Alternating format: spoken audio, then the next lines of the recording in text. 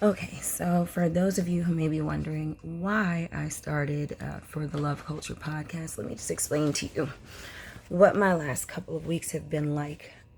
Is I really think people need to understand the kind of foolishness that is put together and set up for people. Like it's craziness, and it's sad because, for example, last week I ran out of a prescription for Lyrica on Sunday night, took my last medication. And I had seen the doctor that prescribed it 2 weeks prior, but I forgot that I ran out of refills, not thinking about the fact that I have New York insurance, staying in New Jersey, trying to find housing in New York, and that I already have to go back and forth to Brooklyn to pick up my prescriptions to try not to have an issue with prescription coverage.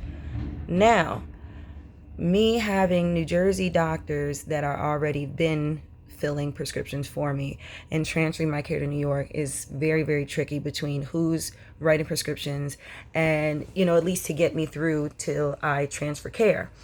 But thank God, Megan Leach, awesome doctor at Robert Wood Johnson, she's my neurologist. Her office is excellent, and Minnie Jo Martin as well. Everybody there is fantastic with Robert Wood's Neurology in New Brunswick.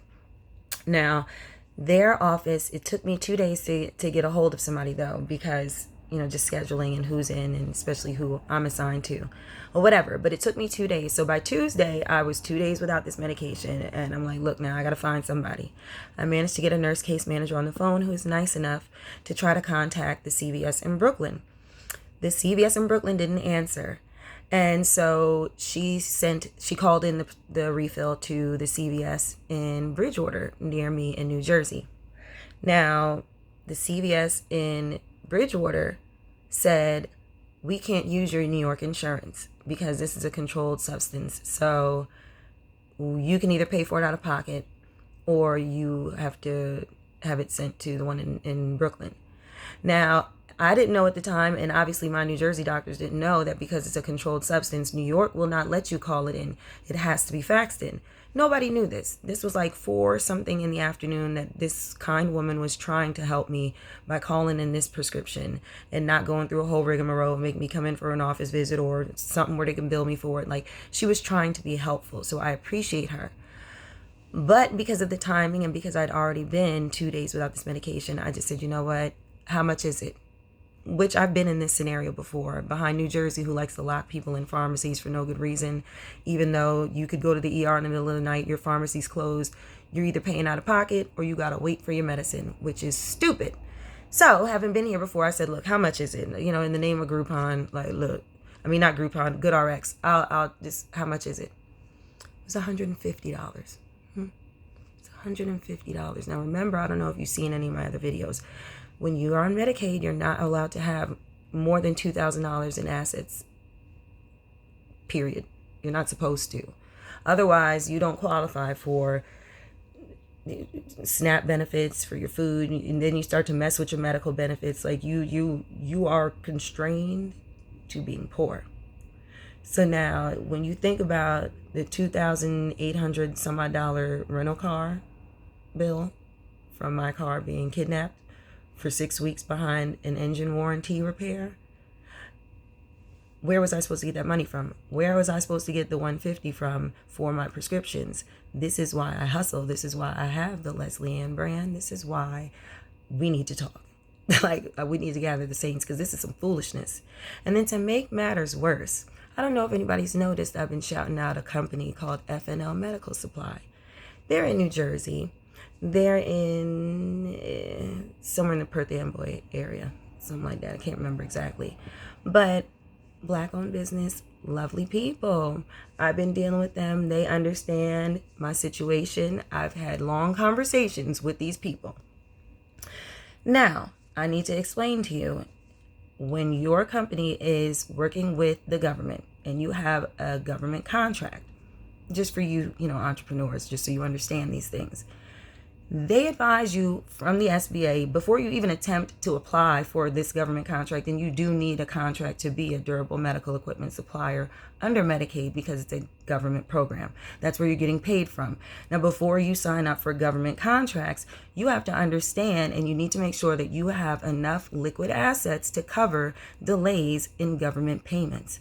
Like when the government shut down, you still have to be able to pay your employees to produce the products that the government needs and wants, and they don't want to hear about, well, we don't have enough money, so we can't give you what you need, because when the government needs it, they need it. So I'm explaining this because it's very important to this story. I've been shouting out this company because they were fine enough to help me get my motorized wheelchair, which I desperately needed. The motorized wheelchair that was prescribed for me by my doctors because of my degenerative joint disease, because of the 2 tears in my hips, the dysautonomia, and now we know it's because of the hypermobile Ehlers-Danlos syndrome. This has all been pre-approved under New Jersey's Medicaid. Now, I know it's approved. FNL Medical Supply knows it's approved. My doctors know it's approved, and Medicaid knows it's approved. We all agree it's approved and that I need this wheelchair.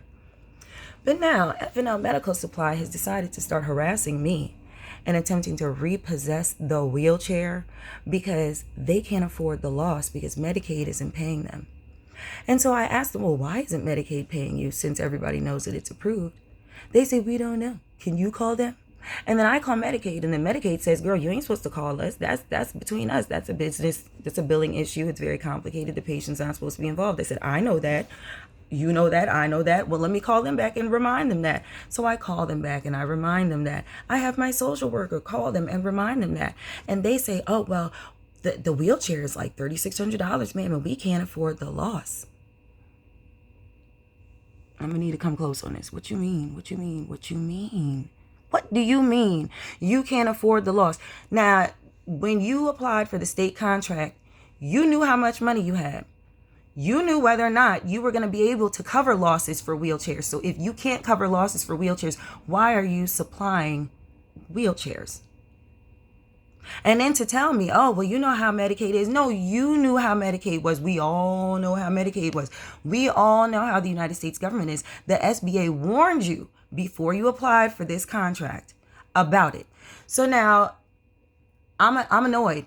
I'm highly annoyed, especially because they've been loving all the social media promo that I've been giving them for free. Because I love to help my people. I love to shout out my people. And if any way that I can to help my people succeed on whatever little platform I have, I'm all for it.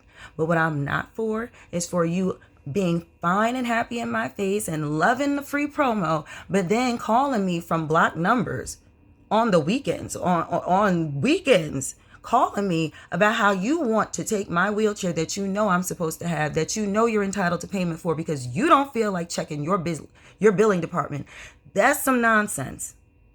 And it's sad.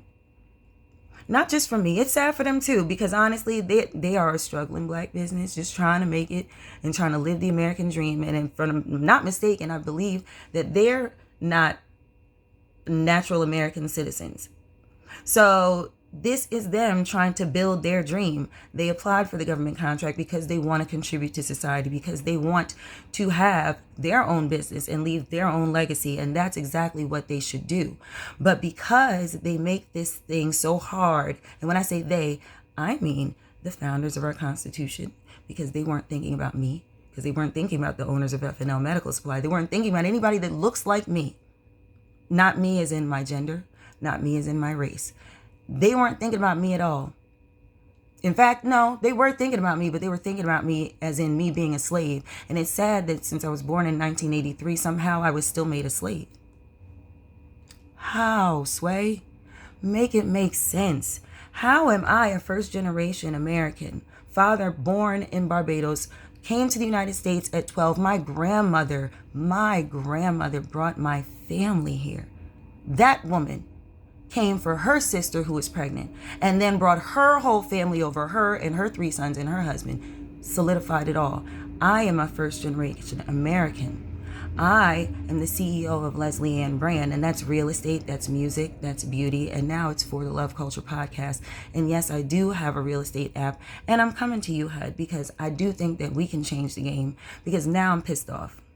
This new slave is pissed off. Okay? So we're going to talk and we're going to keep talking. And I welcome as many conversations and comments, please, because these are issues that I'm tired. I've just sat back my whole life just dealing with things and dealing with things. And to find out that people that should know me best have been making assumptions or been given misinformation about me over the years because it was easier for other people and what they needed for their egos. And I was too humble and too loving to correct anything. I was just a humble girl trying to be positive and productive and make the best out of what life gave her. But I'll be damned if I sit back any longer and I watch any more of this foolishness go on. And I know if it's stressing me out, me, the first generation American who was raised to believe that I could be anything, and that I could do anything if I just worked hard, that's all it took. Plan and work hard. I planned and I work hard. Okay. And unfortunately, this world has set me up where I had to plan to be poor and work 24/7 to try to overcome it because I happen to be born sick. Now, somebody make it make sense. So if you want to know why I started the Love Culture podcast, this is just a small portion of why. It's a small portion of why. So I welcome you all. Let's have a chit chat. Let's talk. When we have our Millennial Talk Tuesdays, we do midday mimosas. What you want to do? Because we need to talk. Not that I drink like that, honestly. I still got my midday mimosa from Millennial Talk Tuesday in the refrigerator. Truth be told. And that was weeks ago. But my point is we need to talk. Because I'm over it now. I'm over it now. And it's sad when black people got to come for black people. When they know they dead ass wrong for it. It's sad that they're struggling to the extent that they got to come for somebody that they know good and well is drowning damn near. Okay? But my God is real and he is good and no weapon formed against me shall prosper. So I'm already in process with New York to get a wheelchair because I ain't got time to argue with FNL Medical. I ain't got time to argue with Medicaid.